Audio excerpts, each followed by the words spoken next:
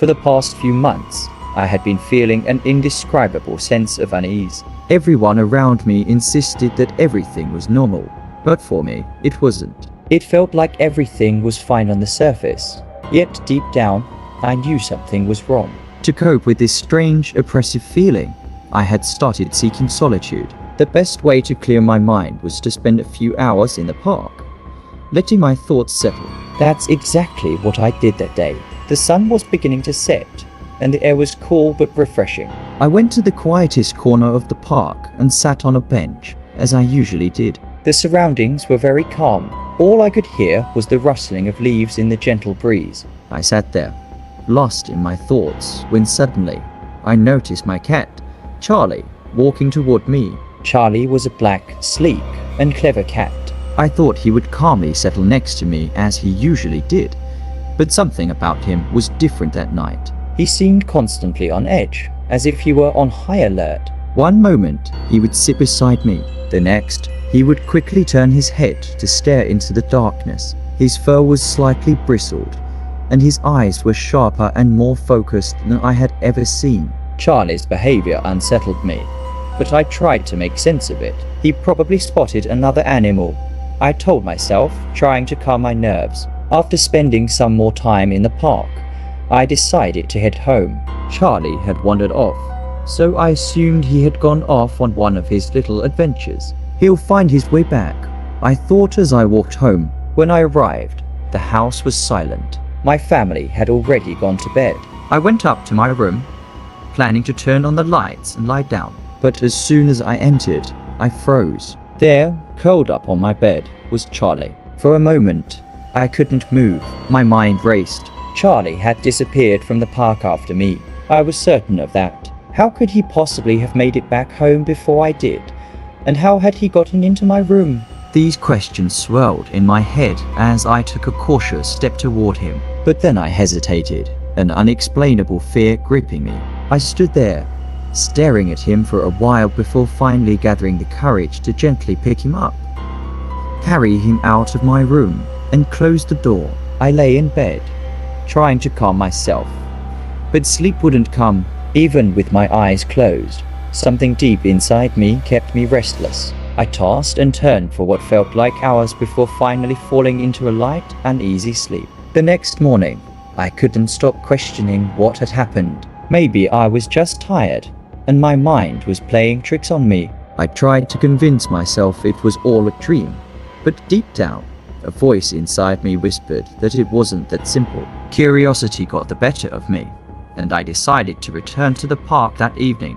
When night fell, I went back to the same bench and started observing my surroundings. The weather was as cool as the previous night, and the park was almost entirely empty. Hours passed, but this time, there was no sign of Charlie. My thoughts remained chaotic, and I found no answers. Eventually, I stood up and began walking home. Just as I was about to leave the park, I spotted Charlie sitting on top of a trash can in the corner.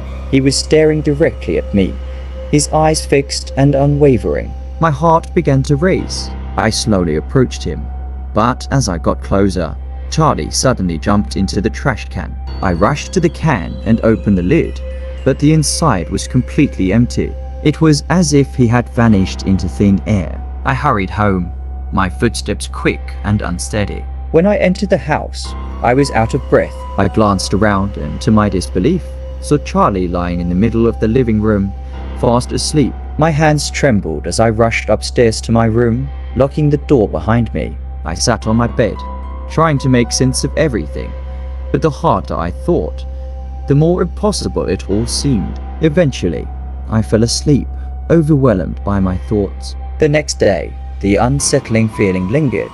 By evening, I found myself drawn back to the park once again, unable to resist my curiosity. Something inside me told me this wasn't a good idea, but I couldn't help myself. That night, I sat in the park for hours. Nothing happened. I didn't see Charlie, nor did I experience anything unusual. Relieved yet slightly confused, I decided to head home. When I entered my room, there he was, Charlie, curled up on my bed as if nothing had happened. This time, I didn't hesitate. I walked up to him and sat across from him. "Do you know what's going on, Charlie?" I whispered, half to myself. I began petting him, but my mind was racing with questions. Suddenly, Charlie opened his eyes and stared at me. For a few moments, we simply looked at each other. Then his pupils began to widen unnaturally, his eyes growing darker and darker. A chill ran down my spine. At that moment, I realized Charlie wasn't looking at me, he was looking at something behind me. I was too scared to turn around immediately. A wave of dread washed over me, and my ears began to ring.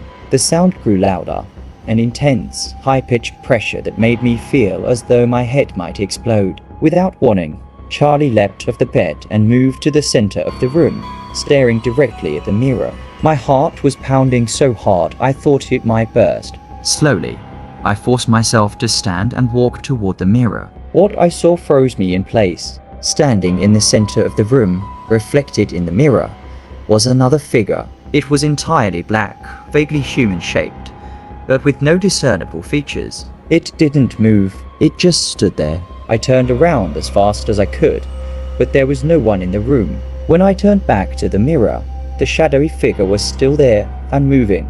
I bolted out of my room and ran to the living room, where I stayed with the light on until morning. Charlie's fixed stare at the mirror, the unbearable ringing in my ears, it was all burned into my mind. The next morning, I told my family everything. My parents exchanged strange looks but dismissed it as a dream, insisting that I must have imagined it. Their faces, however, betrayed their unease. With no one believing me, I decided to tell my grandmother. She listened intently, then fell silent for a long time. Finally, she sighed deeply and told me that my older brother had experienced something similar in the past. She told me not to be afraid, but also not to speak of it to anyone else. Although her words gave me some comfort, the events of those nights left a permanent mark on me.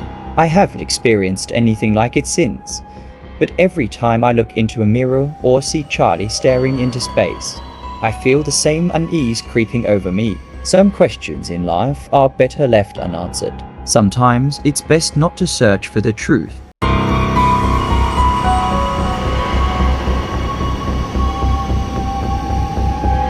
Since I was a child, I've always had a special love for cats, especially black ones. Despite the old superstition about black cats being unlucky, I've always thought they were fascinating and beautiful. Little did I know that this love would eventually bring trouble into my life. I'm currently a university student, and every day, I ride my bike to school, passing by a cemetery on my way. The cemetery is quiet and somewhat eerie, but I've grown used to it over time. One day, on my way home from school, I noticed a large black cat sitting near the edge of the cemetery. Its sleek, shiny fur caught my attention instantly.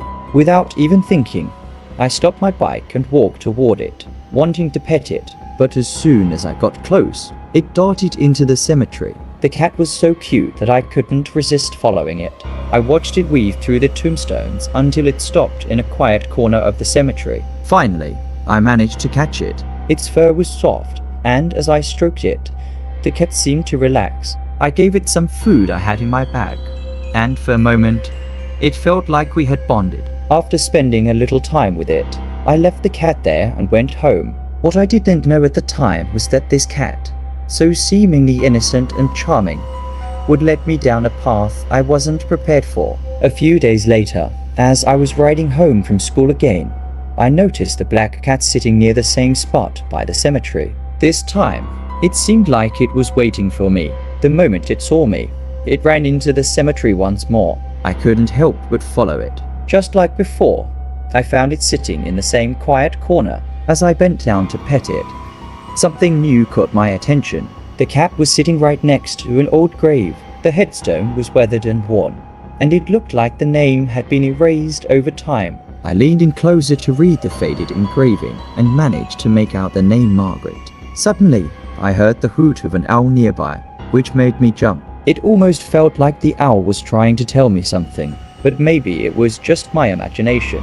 Either way, I felt uneasy, so I quickly left the cemetery and went home. A few days later, I was at home one evening when I suddenly felt hungry. I decided to step outside and grab something to eat. As I turned the corner of my house, I noticed the same black cat sitting there. staring at me. It looked hungry and desperate, so I decided to buy it something to eat. When I returned, the cat was still there, but as soon as I approached, it ran away again. This time, it felt like it was deliberately leading me somewhere. Without thinking, I followed it. Sure enough, it led me back to the cemetery. It was dark, and the air felt heavy. Part of me was scared, but my love for cats outweighed my fear. The cat stopped at the same spot as before, near Margaret's grave. As I bent down to feed it, I heard something that sent chills down my spine. It was a distant scream, faint but unmistakable. I froze, my heart racing. Although the cemetery lights cast a dim glow, there was still plenty of dark corners, making the place feel even more ominous. Then, to my horror, I heard a strange noise coming from Margaret's grave. I didn't wait to find out what it was. I turned and ran as fast as I could, not stopping until I was safely back home. That night, I couldn't stop thinking about what had happened. I was terrified, but at the same time, I couldn't shake my curiosity. I started researching the cemetery, hoping to find some answers. Unfortunately, I couldn't uncover much information beyond the cemetery's history. A few weeks later, tragedy struck. A close friend of mine passed away unexpectedly. I was devastated. The funeral was held at the same cemetery where I had encountered the black cat. It was a small gathering of close friends and family. As we said our final goodbyes to my friend, I noticed a group of 4 elderly women standing nearby. They seemed out of place, but I was too distracted to think much of it. As I was leaving the cemetery, I saw the same group of women standing near Margaret's grave. They appeared to be whispering something to each other. My curiosity got the better of me, and after leaving the cemetery, I approached them to ask about the grave. At first, they were reluctant to talk, but after some persistence, they began to tell me Margaret's story. According to them, Margaret had once been a close friend of theirs. She had been kind and caring, but over time, she grew distant and began to isolate herself. Eventually, they discovered that Margaret had become obsessed with witchcraft. She started using it to manipulate people, and one of the women claimed that Margaret had used magic to mess with her mind and steal the man she loved. The group eventually decided to cut Margaret out of their lives, and years later, they learned of her death. After her passing, they received a letter from her. In it, Margaret expressed deep regret for her actions and wished she could make amends, but her failing health hadn't allowed it. I was stunned by their story, but my shock only deepened when they told me where Margaret used to live. They described the location, and I realized with growing horror that it was my house. Margaret had lived in my home long before I moved in. I left the cemetery in a daze, my mind racing with questions. That night, I went to bed feeling uneasy, and my sleep was plagued by strange, vivid dreams. I woke up abruptly, drenched in sweat, only to see my bedroom door slam shut on its own. Terrified, I locked the door and sat up in bed, my heart pounding. I knew then that I couldn't stay in that house any longer. At sunrise, I packed my belongings as quickly as I could. After loading everything into my car, I took one last look at the house before leaving. As I turned to leave, I froze. In the window, I saw one of the elderly women from my dream. She was holding the black cat in her arms, smiling at me with a chilling grin. My entire body shuddered. Without looking back again, I got into my car and drove away. I moved to a new state shortly after, but the memories of that house, Margaret's grave, and the black cat still haunt me to this day.